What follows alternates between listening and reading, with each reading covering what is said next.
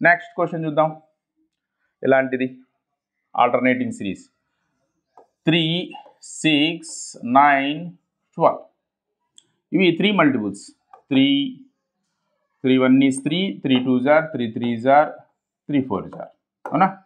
లేదా +3 అనుకోండి. +3 +3 +3 రిమైనింగ్ ఇడిచిపెట్టండి. చూడండి 4 8 12 ఇవి 4 మల్టిపుల్స్. లేదంటే +4 +4 నెక్స్ట్ +4 ఇక్కడ క్వశ్చన్ మార్క్లో ఈ సిరీస్ రావాలన్నమాట.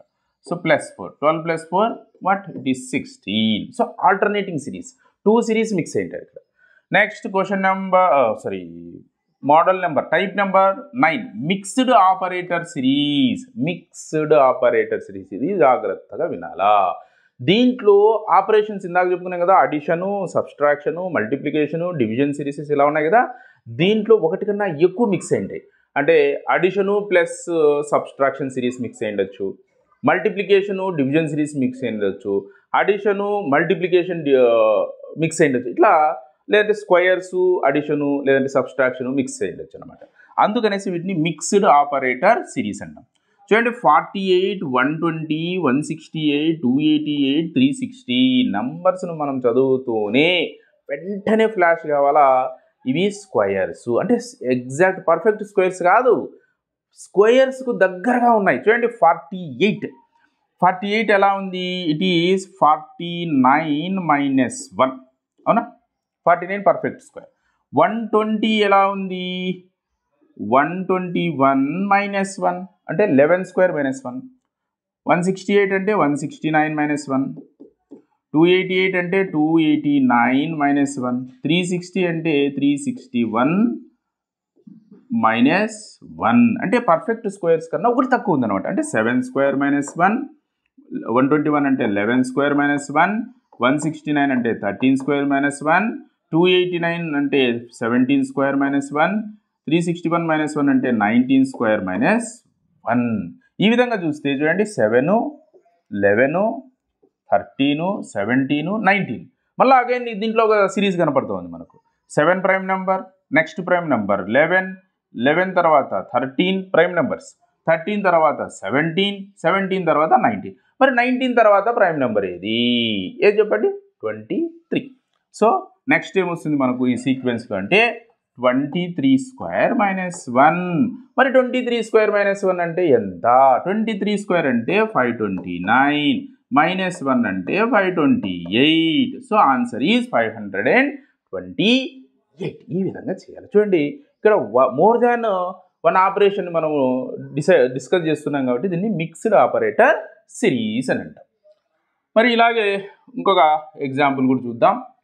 రైట్, చూడండి 4 11 22 45 66 క్వశ్చన్ మార్క్. చూడండి 4 to 11 ఫస్ట్ 4 ఎలా ఫామ్ అయిందో 11 ఎలా ఫామ్ అయిందో చూద్దాం.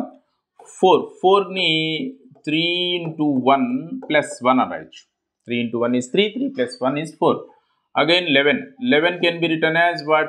5 into 2 plus 1. 5 2s are 10, 10 plus 1 11. 22 name రాయొచ్చు 3 5 7, 7 3s are 21 plus 1. చూడండి ఇక్కడ 3 5 7 మేబీ ఆడ్ నెంబర్ అయినా అనుకోవచ్చు, లేదంటే ప్రైమ్ నెంబర్ అయినా అనుకోవచ్చు. నెక్స్ట్ నెంబర్ని బట్టి ఉంటుంది. 45 నేమ్ రాయొచ్చు. చూడండి 45ని 1 రావాలంటే 11తో రాస్తే సరిపోతుంది. 11 into 3 తర్వాత 4 కదా, ప్లస్ 1. 11 4 44 ప్లస్ 1 అంటే 11 వస్తుంది. 7 తర్వాత 11 వచ్చిందంటే ప్రైమ్ నెంబరు అని అర్థం. Next 66 can be return as what? 11 తర్వాత 13, 13 into 5 ప్లస్ 1, 13 5 65, 65 ప్లస్ 1 65. నెక్స్ట్ ఏమొస్తుంది అంటే 11 13 తర్వాత ప్రైమ్ నెంబరు 17, 5 తర్వాత 6 plus 1, 17 6 are 102, 102 plus 1 103. So question mark ప్లేస్లో మనకి ఏమొస్తుంది? 103 రావడం జరుగుతుంది. ఈ విధంగా మిక్స్డ్ ఆపరేటర్ సిరీస్. ఇది కాస్త జాగ్రత్తగా ప్రాక్టీస్ చేసుకోగలిగితే ఈజీగా దీన్ని కూడా మనము చేయగలుగుతాం అనమాట.